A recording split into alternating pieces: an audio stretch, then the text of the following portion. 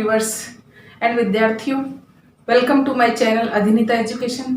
आज हम बात करने के लिए आए हैं कि जो अभी नई शिक्षा नीति के बारे में चर्चा चल रही है, उसको पेश किया गया है कैबिनेट में। उसके बारे में मैं आज कुछ विशेष जानकारी देने के लिए आई हूँ कि उसमें क्या क्या चेंज किए गए हैं। सबसे पहले तो बात करते हैं मानव संसाधन विकास मंत्रालय शिक्षा के क्षेत्र में योगदान देता है। विशेष रूप से मानव संसाधन विकास मंत्री है हमारे रमेश पोखरियाल। उनके माध्यम से नई शिक्षा नीति को पेश किया गया है कैबिनेट में। उसमें बहुत भारी बदलाव किया गया है। विशेष हमारे 10+2 पहले चलती थी, 10+2 10th के बाद 2 साल और 11 12th के 10+2, उसके बाद 10th में बोर्ड और 12th में बोर्ड। जो 10th बोर्ड को अब वो एक तरह से खत्म सा ही कर दिया गया है। सेमेस्टर प्रणाली लेके आए हैं रमेश पोखरियाल जी। उन्होंने इसमें बहुत सारे चेंजेस किए हैं। और जो हमारा मंत्रालय है जिसने ये शिक्षा नीति बनाई है MHRD, इसका नाम चेंज कर दिया गया है, वो है शिक्षा मंत्रालय। तो इसका नाम क्या रखा गया अभी? शिक्षा मंत्रालय। रिसेंट में भी चेंज किया गया है इसी नाम को, शिक्षा मंत्रालय। किसका नाम किया गया है? MHRD। ये है हमारा मंत्रालय जो शिक्षा पे काम करता है और शिक्षा की नीति बनाता है। दूसरी बात क्या है, जो हमारी शिक्षा नीति थी 1986 वो चल रही थी पहले से। आज से 34 साल पहले हमारे शिक्षा नीति बनाई गई थी, जिसको कह सकते हैं कि शिक्षा नीति 1986। उसमें जो भी पैटर्न लिया गया था वो हमारी आज तक की शिक्षा प्रणाली में कार्यरत है।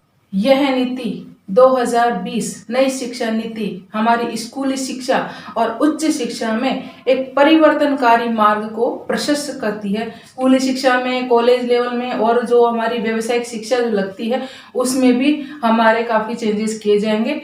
हम आज बात करने हैं मोटे मोटे रूप से। पूरा पैटर्न देखो तो उसमें एक बहुत बड़ी PDF दे रखी है, जो 60-70 पेजों की PDF है। उसको आप नेट पे जा करके उसकी साइट को सर्च करके उस PDF को देख सकते हो कि उस PDF में डिटेल क्या दी गई है, जो हमारी नई शिक्षा नीति है 2020 में।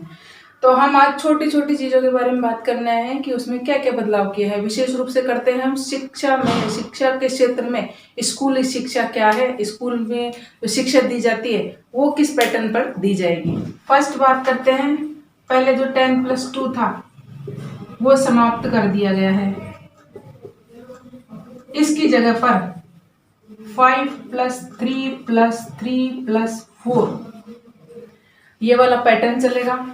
5 का मीन्स क्या है? 5 का 3 साल तो होंगे हमारे प्री प्राइमरी सेक्शन के, 3 साल प्री प्राइमरी सेक्शन होंगे। सेक्शन नहीं मतलब 3 साल प्राइमरी सेक्शन के हैं, जो फर्स्ट क्लास से पहले पढ़ाए जाते हैं, जो आंगनवाड़ी में पढ़ाते हैं। जो आंगनवाड़ी की जो कार्यकर्ता हैं, जो टीचर्स हैं, एनटीटी की हुई, वो इनमें कार्य करेंगी।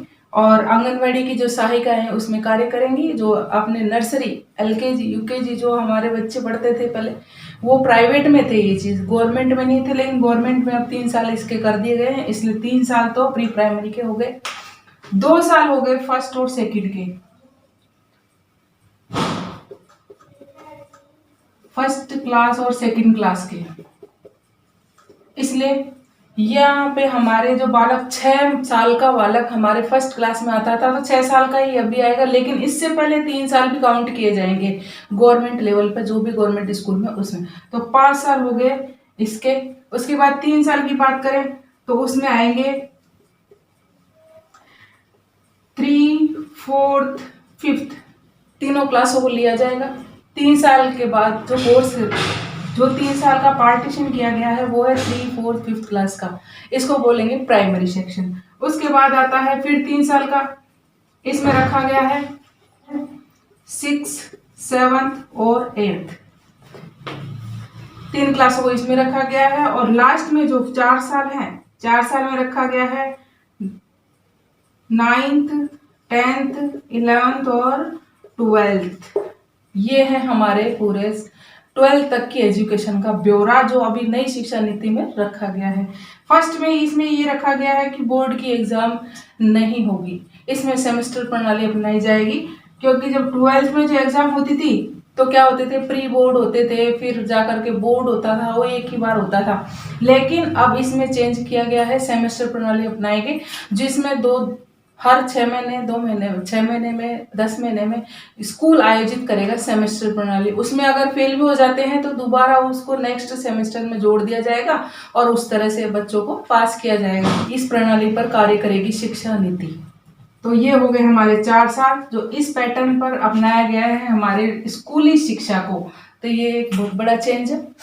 अब बात करते हैं ग्रेजुएशन की। 12th के बाद जब ग्रेजुएशन करते हैं बच्चे, चाहे कोई सा भी सब्जेक्ट लो, आर्ट्स, साइंस, मैथ, जो भी सब्जेक्ट रहेगा, जो भी वर्ग का, उसमें भी इनको काफ़ी फायदा होगा। इसमें कॉमन टेस्ट लिया जाएगा एंट्री के लिए। एंट्रेंस टेस्ट रखा गया है ग्रेजुएशन करने के लिए। पहले एंट्रेंस टेस्ट दोगे, चाहे कोई सा भी सब्जेक्ट का हो, सभी से रिलेटेड होंगे, जनरल क्वेश्चन होंगे। उसमें उनका स्किल देखा जाएगा कि इनको कितना नॉलेज है। उसके बाद उनको एंट्रेंस दी जाएगी और एडमिशन दिया जाएगा कॉलेजेस में। तब जाकर के यूजी में उनको पात्रता मिलेगी कि आप एडमिशन ले सकते हो। एंट्रेंस टेस्ट के बाद उनके जो ग्रेड दी जाएगी, ग्रेड के हिसाब से उनको एडमिशन मिल जाएगा। ये है एडमिशन का प्रोसेस। उसके बाद बात करते हैं हम, उसके बाद आती है हमारी टीचर की एग्जाम। जो हमारे बीएड का जो कोर्स है, इसमें जो डीएलएड है, डीएलएड को खत्म कर दिया गया है कि डीएलएड नहीं कर सकते आप। जो हमारी बीएड पहले 2 साल की होती थी, उसमें भी कुछ चेंजेस किए गए। फर्स्ट में क्या किया गया है कि जो हमारी जो फर्स्ट 1 साल की जो बीएड है, 1 ईयर बीएड, इसमें क्या किया गया है कि जिसने पीजी कर रखी है, पीजी मतलब पोस्ट ग्रेजुएशन, उसके लिए तो होगी 1 साल की बीएड। तो 1 साल में बीएड कंप्लीट कर लेगा। और 2 ईयर की बीएड उनके लिए है जो यूजी या ग्रेजुएशन बोल सकते हैं इसको, जो ग्रेजुएशन कर रखे हैं उन पर जो उनके ग्रेजुएशन में जो परसेंटेज आई है उस बेस पे उनका एडमिशन हो जाएगा और 2 साल की बीएड उनको करनी पड़ेगी।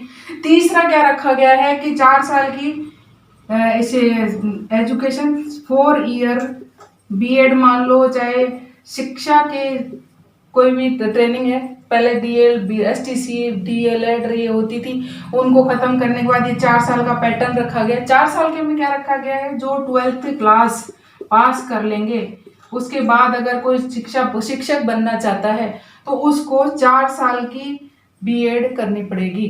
4 साल में क्या होगा, जो मैंने आपको बताया था इंटीग्रेटेड कोर्स होता है, वही है ये 4 साल का, जो वो जारी है लेकिन 4 साल का होगा वो। 12th के बाद अगर शिक्षक बनना चाहते हो तो 4 साल का करोगे, ग्रेजुएशन के बाद करोगे तो 2 साल का करोगे, और पीजी के बाद अगर आप बीएड करना चाहते हो तो 1 साल का बीएड होगा। ये हमारी होती है व्यावसायिक शिक्षा, जिसके अंतर्गत चेंज किया गया है। क्योंकि पहले शुरू में तो बीएड 1 साल की थी, लेकिन बाद में उसमें 2 साल किए गए तो बच्चों का इंटरेस्ट रहा नहीं, वो इंटरेस्ट खत्म हो गया। अभी जो चेंज किया कि किसी ने एमए कर ली, लेकिन एमए करने के बाद भी वो 2 साल की ही बीएड कर सकता था, क्योंकि उसको 1 साल का प्रावधान नहीं था। लेकिन ये चेंज सबसे अच्छा किया है कि 1 साल की ही बीएड करनी पड़ेगी उन लोगों को। ये है हमारे कुछ मोटी मोटी जानकारी जो मैंने आज आपको नई शिक्षा नीति के बारे में दी है। तो आप इसको और सारांश में समझना चाहते हो तो आप इसकी पीडीएफ देख सकते हो नेट पर, और नेट पे देखने के बाद आप उसमें बहुत सारे चेंजेस पाओगे, और आगे जाकर के इन फ्यूचर में इसके बारे में आपको सामने जो प्रत्यक्ष कहते हैं ना, प्रत्यक्ष को प्रमाण की जरूरत नहीं होती है, इसलिए प्रत्यक्ष जो चीजें आ जाएगी वो आपके सामने होगी। क्या क्या पैटर्न चेंज किए हैं और कैसे कैसे सेमेस्टर होंगे, वो सारी प्रणाली आपके सामने आ जाएगी। आपको ये मेरी जानकारी कैसी लगी मुझे कमेंट्स कीजिएगा। अधिनीता एजुकेशन चैनल को सब्सक्राइब करो, और जो भी आपको अच्छा लगे उसके बारे में मुझे मैसेज करो। इसी के साथ thank you so much watching my channel. Thank you.